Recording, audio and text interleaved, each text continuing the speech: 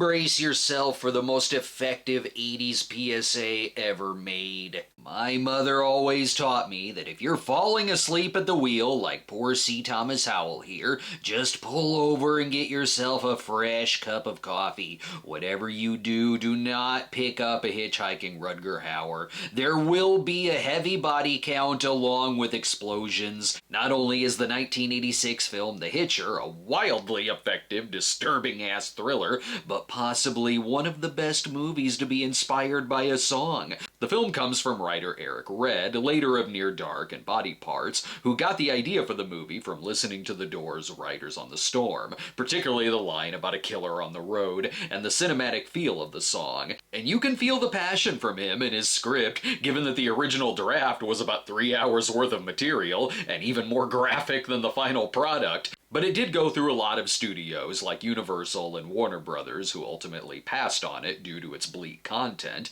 till it ended up with HBO Pictures and Silver Screen Partners, of which George W. Bush was on the board of directors. To save on budget, the producers wanted an up-and-coming director, and for that they got Robert Harmon, where this was his first time directing a full-length feature, as he had previously done still photography work on horror films like Hell Night and Tourist Trap. When the film was released, it didn't make much of a mark at the box office, but would quickly go on to be one of those cool movies you discovered late at night on HBO and recommended to all of your friends. Hence why this was a very clear winner on the Patreon poll, even if they voted for The Hitcher with their heart belonging to fooling around. Another sign we're off to a good start?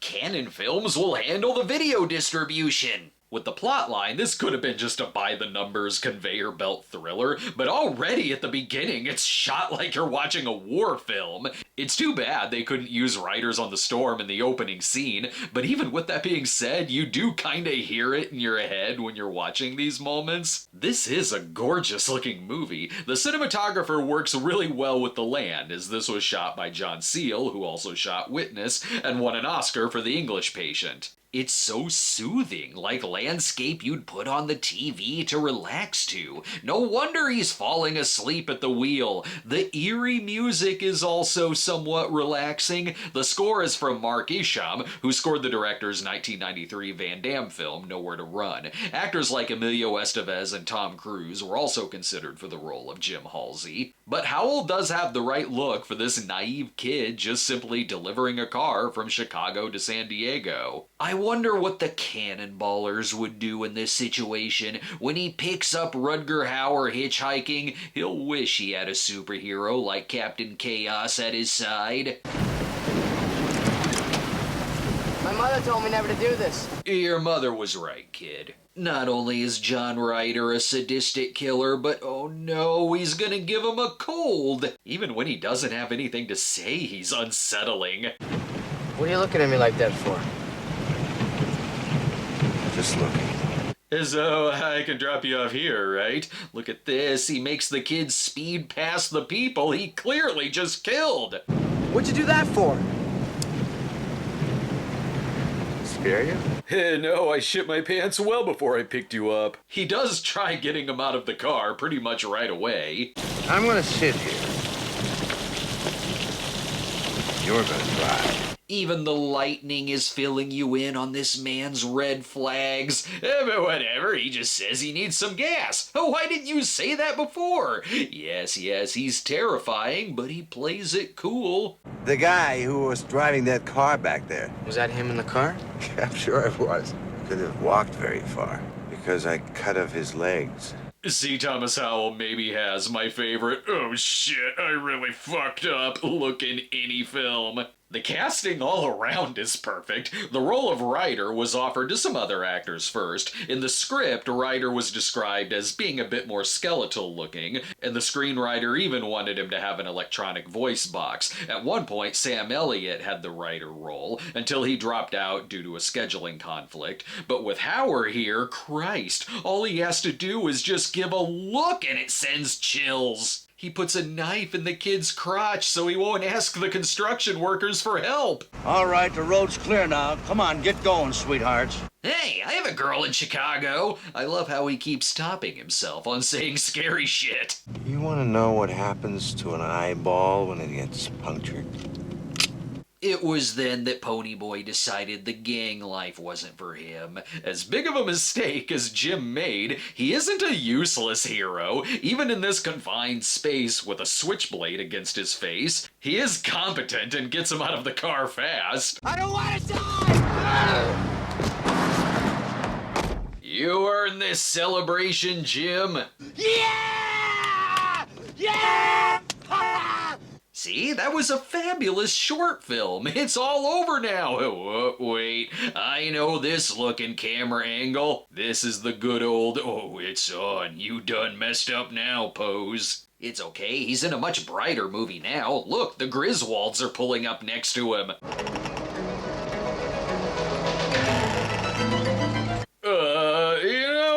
That's their problem now. They'll be fine. Then he's giving them a stern lecture. I was falling asleep at the wheel. You've got a family. What the hell is your excuse for picking up this man? And to make matters worse, he's gonna lose his car delivery job. It is a gruesome film when it wants to be, but some of the most disturbing parts are what we don't see, like when he approaches the family's car, and it shows us just enough to know that they've been mutilated, so what we picture in our head is much worse than what it shows. Its setting almost gives it an apocalyptic feel, like when he uses the phone, looking like a bomb went off before the events of the film. Then John Ryder showing up and giving him his keys back, pretty much letting Jim know it's gonna be a big cat and mouse game for the rest of the film. The care that they put into every shot here is beautiful, like it's a spaghetti western sometimes. At least he got his coffee though. He'll be mighty alert when the coyote comes riding up in his Acme truck. You feel the helplessness in this situation, given Jim really is in the middle of nowhere, with even gas stations looking abandoned. They imply it early on that John Ryder is like this Michael Myers-like physical embodiment of evil, right down to this part where he speeds out in a truck and the place gets set on fire, which they pretty much repeat in 1988 with the gas station scene in Halloween 4. Plus, son, why even finish delivering the car to San Diego at this point? Like how Ryder keeps messing with Jim, the movie itself toys with your head too. I love this part where we meet Nash, played by Jennifer Jason Leigh, who works at a diner, and Jim goes in to call the cops. She fixes him a cheeseburger and fries, and there's a funny moment where she toys with the fact that he's not listening to her, which puts the audience's guard down, but then it holds on this shot where he's eating his fries, and it's so subtle that the first time I saw it, I was like, something is off with that fry, but I didn't think anything of it until, oh right, it is a freaking severed finger. Sadly, though, the wrong cops show up. They're treating him like he's the killer. They're a bad judge of character. The deputy is Gene Davis. You got the naked killer from 10 to midnight on your force. Not to mention, Sheriff Billy Greenbush did not do a good job of keeping Crystal Lake safe and Jason Goes to Hell. Let's take a break. This guy frauded Harvard University. We're taking this criminal in finally. We send you back the first police car we meet, okay? No, come on, get in. We're heading for the highway going south.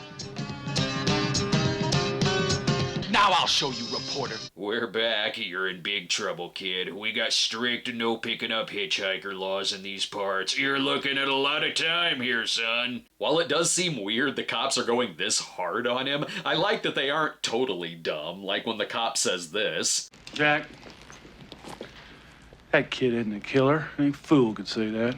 I mean, we're still gonna lock him up for not leaving a proper tip for that cheeseburger. It almost has a Terminator feel to it too, where Jim wakes up, goes wandering around the station, seeming like Ryder has completely wiped out the whole station while he slept. I done looked the devil right in the eyes. Well, Ryder didn't kill the whole station. He left the dog alone. He just killed everyone else. That's a very bad boy. I guess now it makes sense why the other cops would maybe assume Jim Halsey is the killer that they're looking for. Oh, it's horrible in there, Chief. The dogs, they ate all the evidence and contaminated the crime scene. Only one thing left to do, rob the market to get a bus ticket back to Chicago. Or better yet, just take the cop car. That'll get you there much quicker. Howell conveys good desperation in this character and the spur-of-the-moment decisions that come with that, like how this probably isn't the best idea in the world, but hey, there's always a chance that this will get the police to listen to him. Until this happens. It's not looking good for you, kid. I like how this is 2 movies I've reviewed in a row that Roger Ebert gave 0 stars to, the other being Speed Zone. And while this movie is a horror masterpiece, and Speed Zone isn't any kind of masterpiece, it is crazy that in this movie's bleakest moments, like Jim being pushed so far he almost wants to just end it all, and it is still stunning in its beautiful cinematography, while it was Speed Zone that was shot like a grungy-looking exploitation film. Here, this looks like a place I'd want to stop for a cheeseburger. Just please, please, please don't put any fingers in the fries. At the least, he's earned his 12th coffee of the day and some solid conversation. Oh my God, can I please have a moment? It's good that he tries to blow John Ryder away, because he'd somehow also caused this cafe to explode. Look, the old finger in the barrel trick. I love any horror film that uses Looney Tunes rules. Count yourself lucky, kid. This would also be very hard to explain to the police. Maybe he'll get some answers. Why are you doing this to me? It's because I'm Rutger Hauer. Before I came on board, this was a buddy road comedy. It's clear early on that it isn't going to give any simple answers, but there's hints towards the various themes of it, like how Ryder wants to break Jim down mentally to where Jim could become as cynical and nihilistic as him, such as this Karen theme with placing coins on his eyes, like Jim is a ferryman destined to transport Ryder's soul to hell. And he can give the cafe owner a nice 2-cent tip, more than he gave Nash. The loss of innocence is heavy here too, and vigilantism, as Ryder is pretty much forcing the kid to be in his own coming-of-age story by crossing a lot of moral lines, such as getting Nash's help by holding her at gunpoint in the restroom. Do you believe me? Sure. Can I please have the finger of our head cook back? It shows the darker side of vigilantism, too, given this is an 80s movie, and that was a decade where that genre was pretty thriving. Only here, the sheriff has seen far too many movies, and when Jim is unarmed, the cop is trying to get him to make a move so he can have an excuse to blow him away. Tell me about it. Charles Bronson shot me and I was butt-ass naked. This makes the people chasing him about as bloodthirsty as John Ryder, to where Nash has to save Jim's life. Don't you know who he is?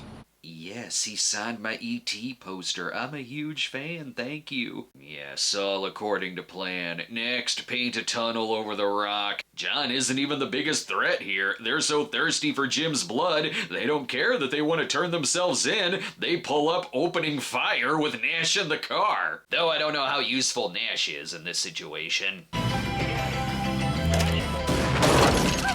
I burnt my fingers and I cracked a nail! I've seen enough car pictures this year to know that some solid Hal Needham stunts will save them.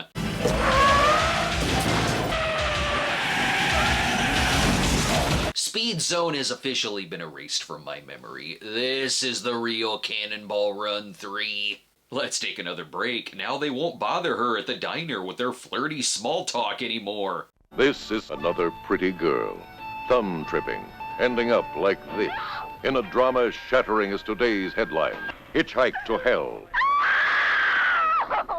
We're back. Have they made it to their destination safely? Nope, they're hunting these two down like they're Dirty Mary, Crazy Larry. My God, they're going ballistic. It's John Ryder who has to show up and shoot down the helicopter like he's a Batman villain.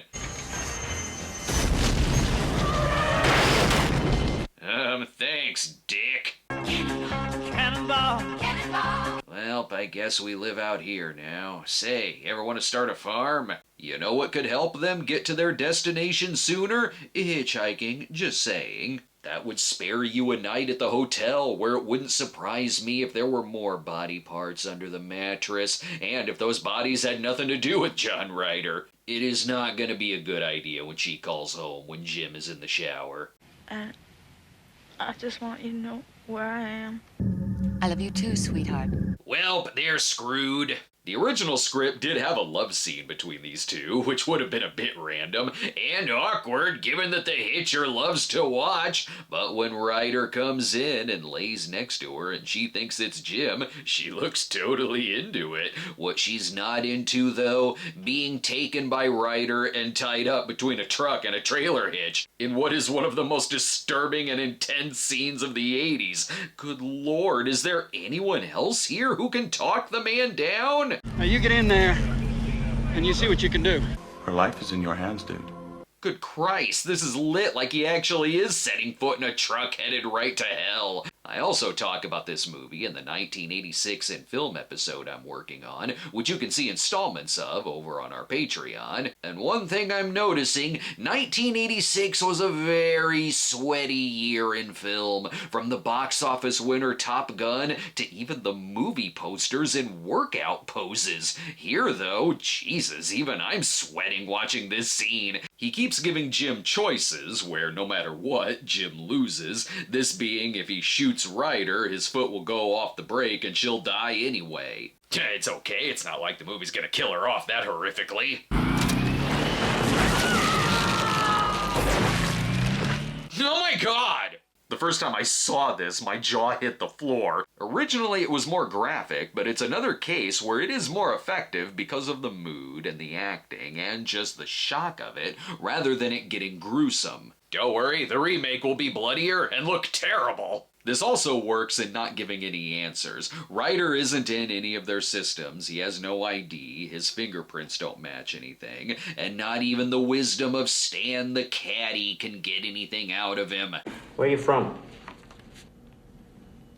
Disneyland. He does remind me a little of Honest John. Though you're never too evil to earn someone's respect, Jeffrey DeMunn is confused. He's showing Ryder more grace than DeMunn showed poor Saul in Windy City. And that includes spitting in Ryder's face. John basically being a mythological force of evil is what makes the most sense, like how he can magically be anywhere, putting fingers in things, or be such a great shot at shooting down the helicopter, and little things like him being able to hear and know that Jim is there while in a soundproof room. And that Jim knows this, which is why he's accepted his fate, that he's the only one who can take down John, knowing full well that even though John is chained and surrounded by guards, he's powerful enough to just magically be free and the guard's dead. Don't forget about the roar.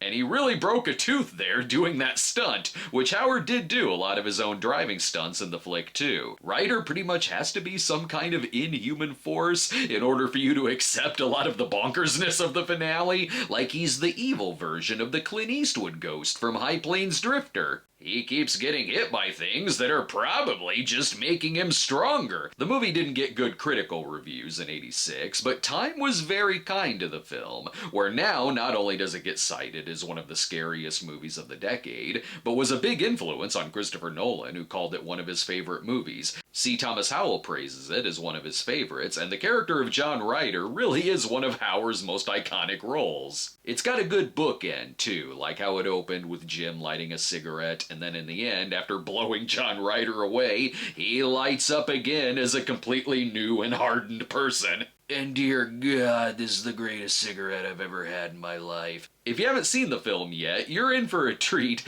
as it is 97 minutes of intensity that doesn't let up, with lines and sequences that can still haunt you decades later. So of course that means that in 2003, we get a terrible direct-to-video sequel. The Hitcher 2. Evil waits again by the side of the road. Don't do anything I wouldn't do. Coming soon on DVD